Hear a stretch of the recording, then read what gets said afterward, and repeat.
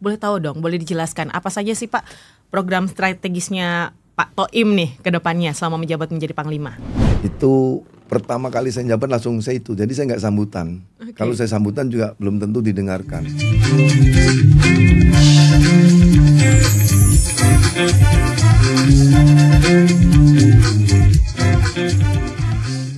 Assalamualaikum warahmatullahi wabarakatuh. Selamat pagi sahabat setia hingga akhir Sultan Hasanuddin Podcast. Dengan saya Uun Ulfa Yusuf. Dan kali ini saya akan ditemani dengan Mbak. Oke, halo, saya Nana Jamal yang akan menjadi co-hostnya Mbak Uun pada pagi hari ini. Selamat pagi, apa kabar Mbak Uun? Alhamdulillah baik Mbak, gimana kabarnya Mbak? Luar biasa. Luar biasa. Kita mau menyapa kembali para sahabat setia hingga akhir pada episode perdana dari Sultan Hasanuddin Podcast pagi hari ini. Karena ini adalah episode perdana, berarti speaker kita harus luar biasa juga. Wah, di atasnya luar biasa nih Mbak. Di atas luar biasa. Benar sekali Langsung Mbak. saja kita perkenalkan, yaitu Bapak Pangdam 14 Hasanuddin. boleh kita berikan tepuk tangan juga dong. Terima kasih banyak. Nah, di studio saat ini kita tidak hanya bertiga, tapi kita juga ada teman-teman media di sini karena ini Banyak adalah banget, launching. Banyak banget ya, tapi kita juga udah ada aturan di sini. Ya.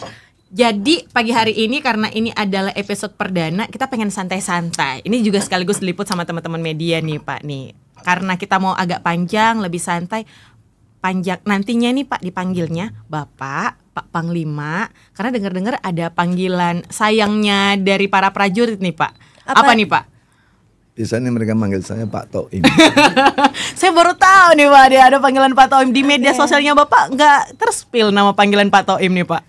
Jadi gimana? Boleh panggil Pak Toim ya Pak ya? Boleh santai aja. Oke. Jadi saya sebagai prajurit Bapak, apakah boleh memanggil Bapak Toim?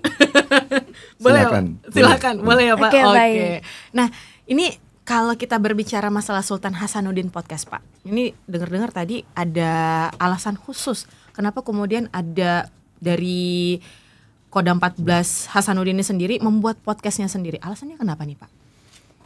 Jadi gini Mbak, kita ini saat ini negara sudah sangat cukup berkembang dengan masif.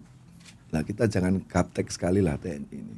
Apalagi kalau kita lihat Kodam 14 Hasanuddin ini kita mempunyai 3 wilayah provinsi. Jadi baik Sulsel, Sulbar maupun Sultra. Dan jauh-jauh. Kalau kita pakai darat ada yang sampai 30 jam. Nah tentunya mereka juga ingin tahu bagaimana perkembangan situasi, bagaimana pemberitaan dilakukan oleh Kodam dan lain sebagainya. Dan masyarakat juga mungkin pengen tahu seperti apa sih. Nah, kalau kita memberitahu satu-satu kan agak sulit dan waktunya juga terbatas. Apalagi saat ini transportasi juga sulit. Kalau kita lihat inflasi di Sulawesi ini yang paling mahal disebabkan oleh transportasi.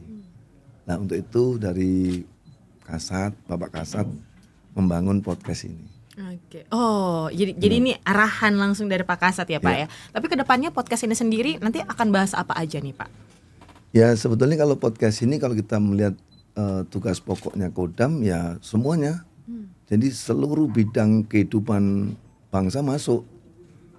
Ya tentunya harapan saya untuk hal yang positif ya, yang mengedukasi, membangun peradaban, kemudian agama, sosial, olahraga, dan lain sebagainya. Tidak boleh yang untuk negatif. Dan menyampaikan sesuatu kebenaran sehingga apa yang kita lakukan itu real time masyarakat tahu.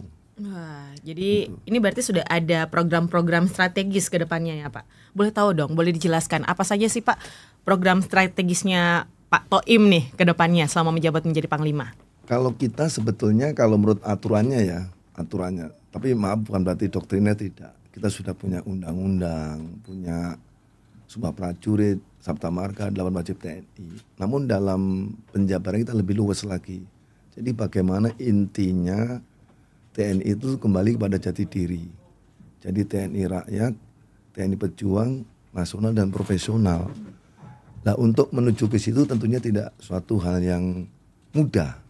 Perlu ada kemasan-kemasan bagaimana tanpa disadari masyarakat akan mengatakan oh bener ya. Itulah yang program-program yang kita setting. Okay. Nah, Kemudian nih Mbak, Mbak tahu nggak Bapak Pangdam kita ini Setelah terima jabatan, Bapak Pangdam mempunyai slogan tersendiri, yaitu 6K di hati kita. Kalau mungkin bisa dijelaskan nih Pak, 6K di hati kita seperti apa? Jadi saya mencoba awalnya melihat bagaimana sih kondisi anggota, kondisi masyarakat. Memang dalam kepemimpinan kita mengenal bermacam-macam teori, prinsip, sifat. Namun itu juga menurut saya tidak bisa diterapkan secara normatif tanpa kita melihat bagaimana kondisi yang kita pimpin. Nah, setelah saya dapatkan itu saya mencoba simpel saja. Karena orang biasanya Mbak kalau misalnya dengerin omongan lama-lama itu tidak tertarik. Dalam teori dikatakan 15 menit saja orang bisa mendengar secara konsen. Setelah itu go on, main HP lah, tidur lah sebagainya. Nah, saya mencoba mengemas semakin banyaknya program dari pimpinan, komando atas, kita sendiri, saya kemas yang simpel saja.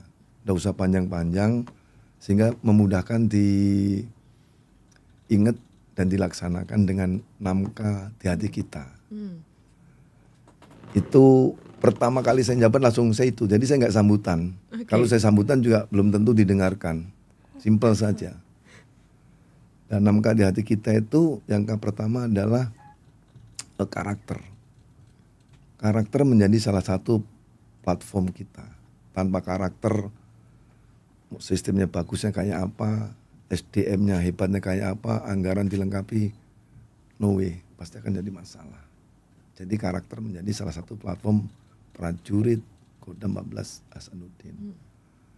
Terus yang kedua, capable. Harus cakap. Bukan hanya profesional, tapi cakap. Artinya apa yang kita lakukan harus bisa bermanfaat buat masyarakat dan diterima. Percuma kita kerja keras, masyarakat menolaknya. Kan banyak tempat lain hasil kerjanya ditolak.